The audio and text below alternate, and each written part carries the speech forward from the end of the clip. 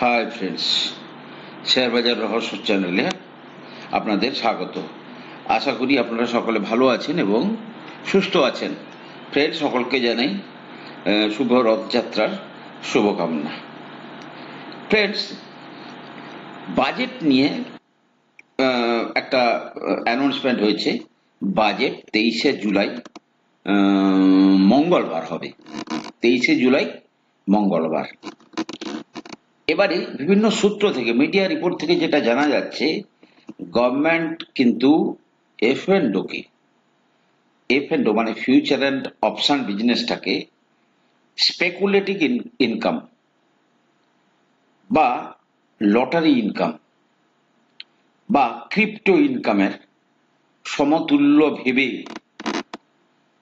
তারা 30% ট্যাক্স বসাতে চলেছে। তো এটাতে আমার তো মনে হয় যে রিটেল ইনভেস্টরদের জন্য খুবই ভালো খবর, দুটো কারণে। এক, যেখানে 5% রিটেল ইনভেস্টর ফিউচার অ্যান্ড অপশনে কাজ করে না জেনে শুনে, সুতরাং যদি এই ধরনের জিনিস করার পরে তারা যদি পার্টিসিপেট করতে না পারে, সেটা একদিক দিয়ে ভালো নিউজ। দ্বিতীয়ত, ইনভেস্টর পয়েন্ট অফ ভিউতে এই যে এক্সট্রা মানি যেটা ইনভলভ হবে না, সেটা নিশ্চয়ই ইকুইটি মার্কেটে ব্যাক করে আসবে বলে আমার মনে হচ্ছে।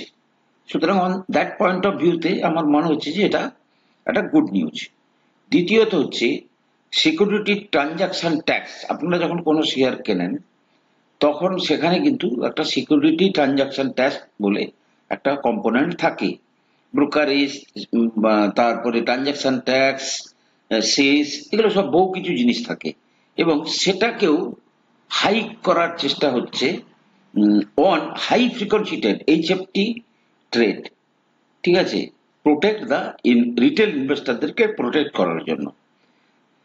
তো সবই কিন্তু হাই ফ্রিকোয়েন্সি ট্রেডের জন্যই কিন্তু এগুলো সিদ্ধান্ত। আর স্যালারিড ক্লাসের জন্য কিছু রিল্যাক্সেশন আসতে পারে, অর্থাৎ হয় তাদের লিমিটটা বাড়ানো হতে পারে বা কোনো না কোনো জায়গায় তাদেরকে রিল্যাক্সেশন দেওয়া হতে পারে। রিলায়েন্সের তরফ থেকে খুব ভালো খবর আসছে, রিলায়েন্স জিওর তরফ থেকে। দেখুন, রিলায়েন্স জিওর যে ভ্যালুয়েশনটা ইন্টারনালি, রিলায়েন্স জিও তো আর মার্কেটে নেই, টোটালটাই রিলায়েন্সের সঙ্গে জড়িত আছে, কিন্তু রিলায়েন্স জিওর যে ভ্যালুয়েশন ছিল 8 থেকে 9 লাখ কোটি, 8 to 9 lakhs crore, কোনো না কোনো দিন তারা তাদের এই বিজনেসটা মূল রিলায়েন্স থেকে আলাদা করবে। যেমন ভাবে রিলায়েন্স জিও ফাইন্যান্সিয়াল সার্ভিস আলাদা হয়েছে, আমরা এক্সট্রা শেয়ার পেয়েছি। কিভাবে কে কি করবে না করবে সেটা কোম্পানি ডিসিশন নেবে। এবারে যেটা মূল টপিক, সেটা হচ্ছে যে 20% ট্যারিফ হাইক হয়েছে, 20%, অর্থাৎ 20% হাইক হওয়া মানে এটা কিন্তু টোটালটাই তার প্রফিটেবিলিটিতে গিয়ে এফেক্ট পড়বে, number one. Number two, 5G service শুরু করে দিয়েছে।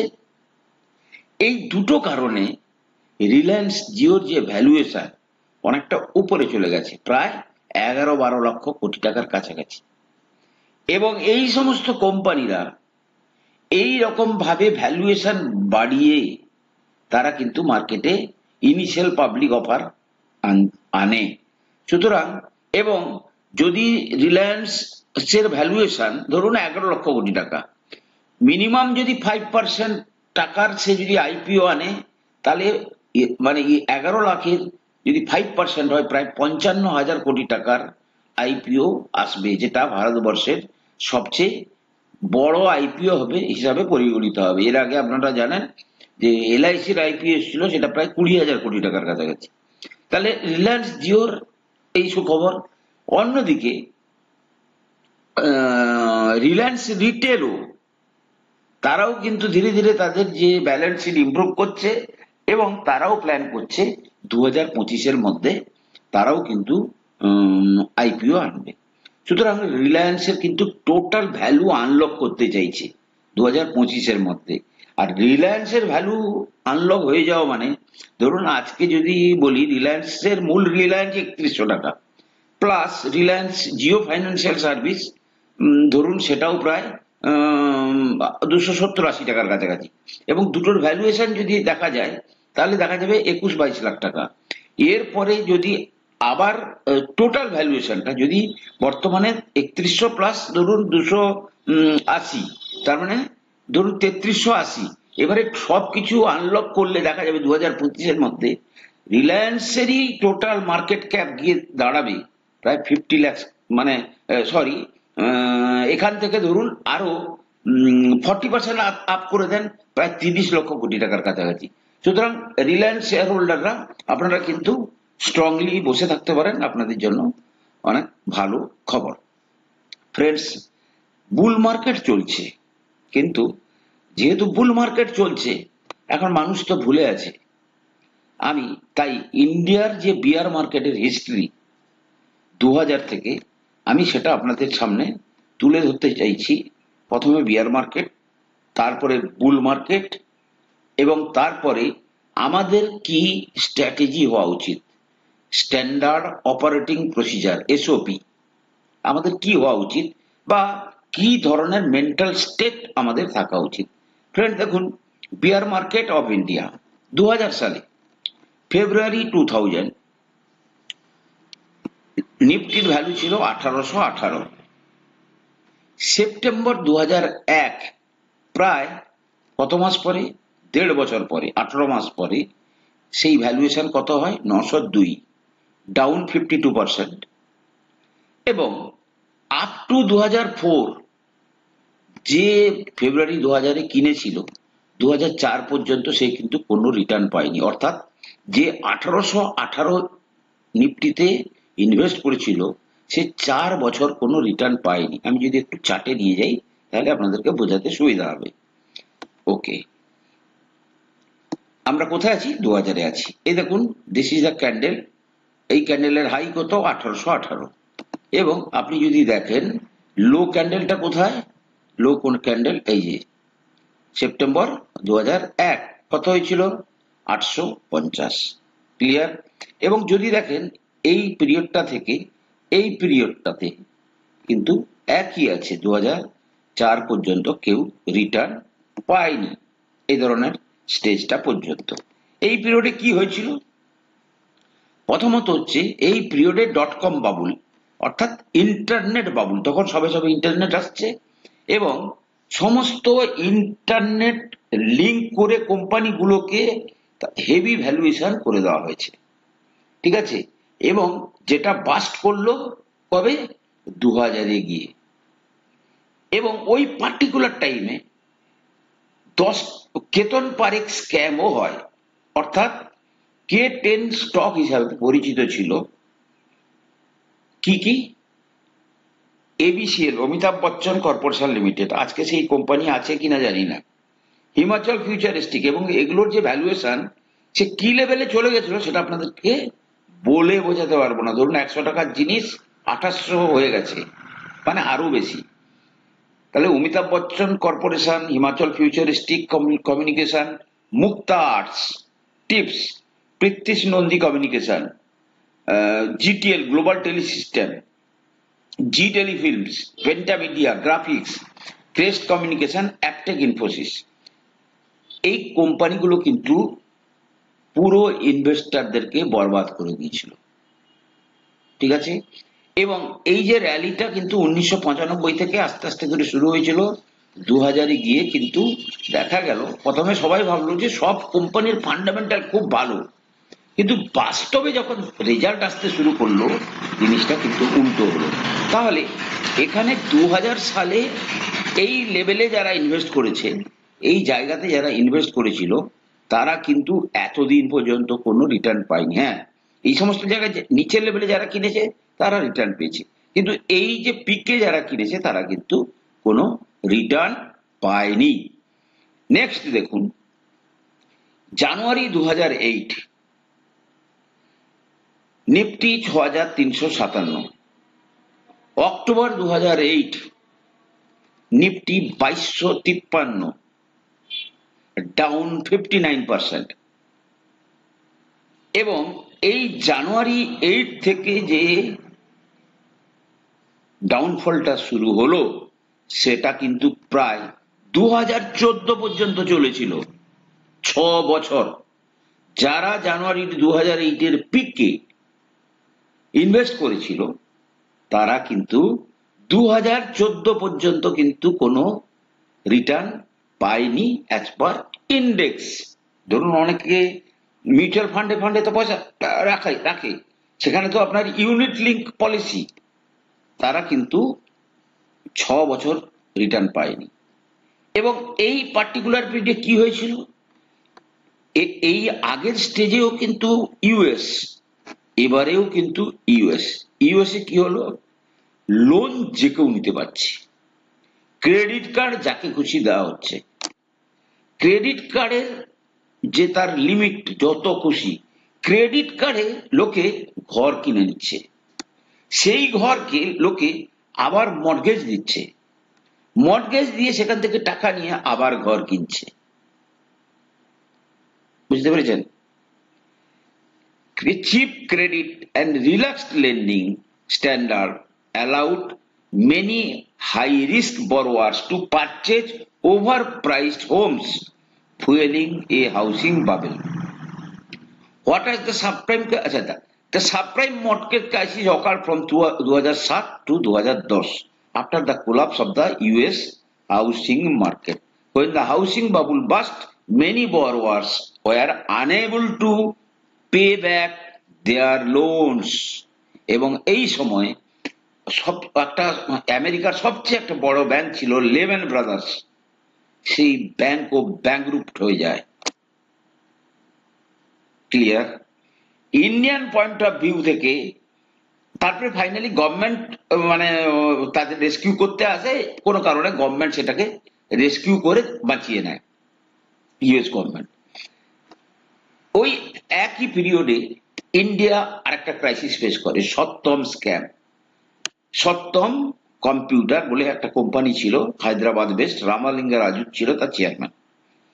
ভদ্রলোক কি করেছিলেন, ব্যালেন্স শিটে বেশি সেলস, যা সেল তার চেয়ে বেশি সেল দেখাচ্ছে, বেশি প্রফিট দেখাচ্ছে, গভর্নমেন্টকে বেশি ট্যাক্স দিচ্ছে, কিন্তু বাস্তবে কিন্তু তার যে অ্যাকচুয়াল সেলস সেটা কম, বাস্তবে প্রফিট কম, ট্যাক্সও দেওয়া উচিত কম। এই বাবুল যখন বাস্ট হয়ে গেল তখন মানে ওই ধরনের ক্রাইসিস চলছিল, তারপরে কিন্তু এই সপ্তমের ক্রাইসিস চলে এলো। এবং এই ধরনের সপ্তমের প্রাইস তো কোলাপস করে গেল, কিন্তু মূল জিনিসটা হচ্ছে যে যে কর্পোরেট অ্যাডমিনিস্ট্রেশন তখন ডাউটফুল হয়ে গেল। তাহলে সপ্তম কম্পিউটার কেন, আরো বহু কোম্পানি আছে, তাহলে অনেক কোম্পানিতে এই ধরনের ঘটনা ঘটতে পারে। সুতরাং ইনভেস্টাররা কিন্তু স্কেয়ার হয়ে গেল, যার যা পাচ্ছে সব বিক্রি করে দিয়ে বেরিয়ে যেতে চেষ্টা করলো। এবং জানুয়ারিতে যারা ইনভেস্ট করেছিল 2014 পর্যন্ত কিন্তু তারা সেই অর্থে কোনো রিটার্ন পায়নি। আমি বোধহয় আপনাদেরকে দেখিয়েছিলাম, এই যে দিস ইজ দ্য ক্রাইসিস। 60% পর্যন্ত দেখুন হাই কোথায় ছিল, আমি এখানে বলেছি হাই আপনার উল্লেখ করাই আছে, 6357, নেমে এসেছিল 2253, নেমে হয়তো তাড়াতাড়ি এসছিল, কিন্তু উঠতে দেখুন এতদিন সময় লেগেছে। যে এখানে কিনেছিল তার আসল আসতে 2014 কাছাকাছি 2014 চলে গেছিল। ঠিক আছে, দুটো ক্রাইসিস বললাম। তাহলে এবারে চলে আসবো আমরা তৃতীয় ক্রাইসিস। থার্ড ক্রাইসিস কবে? থার্ড ক্রাইসিস হচ্ছে মার্চ 2015, 9119, ফেব্রুয়ারি 2016, 6826, ডাউন 25%, নর্মাল ইকোনমিক স্লোডাউন। এখানে কোনো ইয়ে হয়নি, কি বলে, কোনো মানে করাপশন বা এই ধরনের কোনো ক্রাইসিস সেই অর্থে হয়নি। কিন্তু এর পরে পরে যেটা হলো, 8 নভেম্বর 2016 আপনারা সবাই জানেন কি হলো, ডিমনিটাইজেশন। ডিমনিটাইজেশন কি করা হলো, হঠাৎ করে সমস্ত বড় বড় নোট তুলে নেওয়া হলো। মিনস টোটাল যে ইকোনমিক যে ব্যাকবোনটা কিন্তু ব্যাঘাত লেগে গেল। অন্য দিক দিয়ে উপকার হলো, কিন্তু টোটাল যে ধরুন যাদের লেবার পেমেন্ট করতে যে সমস্ত মানে র মানিতে যেটা কাজকর্ম হতো সব কিন্তু ঠাপ হয়ে গেল, অর্থাৎ বড় সড়ো ধাক্কা খেলো ইন্ডাস্ট্রি। ঠিক তার পরের বছর এই কন্ডিশন চলতে চলতে 2017-তে জিএসটি ইমপ্লিমেন্টেড হলো। এবং জিএসটি এমন একটা প্রসেস, অত্যন্ত কমপ্লিকেটেড প্রসেস। 2016 ইকোনমিক কি বলে ডিমনিটাইজেশন, তারপরে হচ্ছে 2017 জিএসটি ল ইমপ্লিমেন্টেশনে কিন্তু ইন্ডিয়ান মানে টোটাল যে মানে কর্পোরেট সেক্টরে কিন্তু হাহাকার শুরু হয়ে গেল। ঠিক আছে, এই করে নরেন্দ্র মোদী সরকারের প্রথম 5 বছর কেটে গেল। 2019-এ যেই ক্ষমতায় এসছে সঙ্গে সঙ্গে নির্মলা সীতারামন রাতারাতি কি করে দিল, 30% থেকে ট্যাক্স কমিয়ে 22-এ নামিয়ে আনলো। এবার দেখুন ওই পার্টিকুলার জায়গার মার্কেটটাকে দেখাচ্ছি। তাহলে এই দুটো পিরিয়ড আপনারা দেখে গেছেন। এটা হচ্ছে কবেকার, এটা হচ্ছে ধরুন এই যে 2015 এবং তার যে এটা। এবারে দেখুন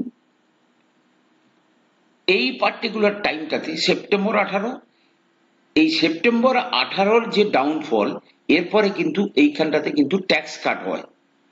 ট্যাক্স কাট হওয়ার পরে মার্কেট কিন্তু সবে উঠতে শুরু করেছিল, কিন্তু এই পার্টিকুলার জায়গাটাতে কি হলো না, করোনা ক্রাইসিস এলো। দেখুন ফ্রেন্ডস, করোনা ক্রাইসিসের টাইমে বহু বড় বড় সমস্যা এসছে, এবং সবচেয়ে বড় সমস্যা যেটা আজও ফেস করছে সারা পৃথিবী, সেটা হচ্ছে ইউএস এর নোট প্রিন্টিং। ইউএস এত টাকা ছাপিয়ে তার লোকেদেরকে দিয়েছে যে খাওয়া দাওয়া করো, তার সমস্যা কিন্তু আমরা সবাই ফেস করছি যে ইনফ্লেশন এত উপরে উঠে গেছে।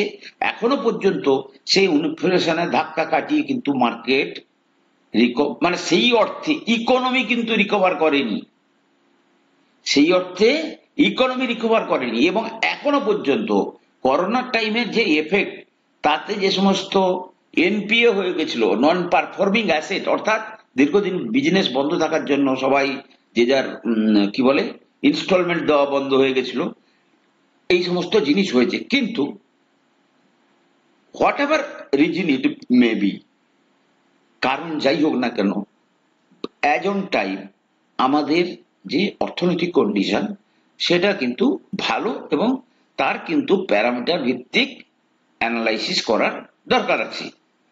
ঠিক আছে, তাহলে 2019 পর্যন্ত স্টোরিটা আপনাদের কাছে ক্লিয়ার। এবারে দেখুন জানুয়ারি 2020-তে ইন্ডেক্স কোথায় ছিল, 12,430। এইখান থেকে 45% কিন্তু প্রায় 40%-এর কাছাকাছি মার্কেট পড়লো। 40%, অর্থাৎ হাই কত, 12,430, লো হচ্ছে 7,511। যদি আপনি পার্সেন্টেজ টার্মে দেখেন প্রায় 40%-এর কাছাকাছি, তাহলে 40% পর্যন্ত market down, corona epidemic related financial crisis.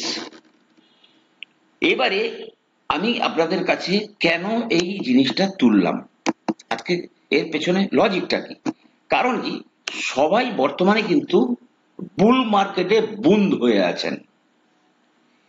আমি বলছি না যে ক্রাইসিস কালকেই চলে আসবে, বাট ক্রাইসিস কিন্তু ওভার এ পিরিয়ড অফ কিছুদিন পরে পরে আসতে থাকে, এবং কোত্থেকে আসবে নোবডি নোজ, কেউ জানে না। কিন্তু আপনি বুল মার্কেটে আছেন, বর্তমান সারা বিশ্ব জুড়ে যে বুল মার্কেট চলছে, আমি তারও কিন্তু একটা ভিডিও বানাবো নেক্সট ভিডিওতে। এবং এই দুই কন্ডিশনে ইনভেস্টরদের, যারা আমরা রিটেল ইনভেস্টর, যারা ধরুন আজকে 22 বছর 24 বছরে যারা মার্কেটে আসছে, যারা আজকে এই হাই ভ্যালুয়েশনে ধরুন ইরেডা 200 টাকাতে কিনে রাখছে, কি ধরুন গার্ডেন শিপ বিল্ডার এই হাইতে কিনছেন, বা ধরুন হ্যাল 5500-তে কিনছেন, বা আগেকার যে সমস্ত স্টোরি ছিল বুল মার্কেটে, যে সমস্ত শেয়ার ছিল, বর্তমান বুল মার্কেটের যে সমস্ত শেয়ার, এদের মধ্যে কি ডিফারেন্স আছে আমি আরো দুটো এপিসোড করে আপনাদেরকে বলবো, যাতে করে আপনারা একটা স্ট্যান্ডার্ড অপারেটিং প্রসিজার, অর্থাৎ যেটা যে কোনোতম ক্রাইসিসে আপনারা সেটাকে ইউজ করতে পারবেন, বা আপনারা মেন্টালি রেডি থাকতে পারবেন, যাতে করে আপনাদের শেয়ার মার্কেটের প্রতি কোনো রকমের ভীতি না আসে, বা আপনারা কোনোদিন শেয়ার মার্কেট থেকে বেরিয়ে যাওয়ার কথা ভাবেন। ফ্রেন্ডস, আজকের এই প্রয়াস কেমন লাগলো আপনারা কিন্তু কমেন্টে জানাবেন, তাহলে আমি পরের ভিডিওটার কথা তখনই কিন্তু আমি প্ল্যান করব, কারণ আজকে হঠাৎ মাথায় এসেছিল বলে জিনিসটা করলাম। ফ্রেন্ডস, আমি কোনো সেবি রেজিস্টার্ড অ্যানালিস্ট নই। কোনো শেয়ারে কেনা বা বিক্রির আগে আপনারা কিন্তু আপনাদের ফাইন্যান্সিয়াল অ্যাডভাইসারের পরামর্শ নিয়েই কিন্তু শেয়ারে ইনভেস্ট করবেন। ভালো থাকুন, সুস্থ থাকুন, কথা হবে পরের এপিসোডে।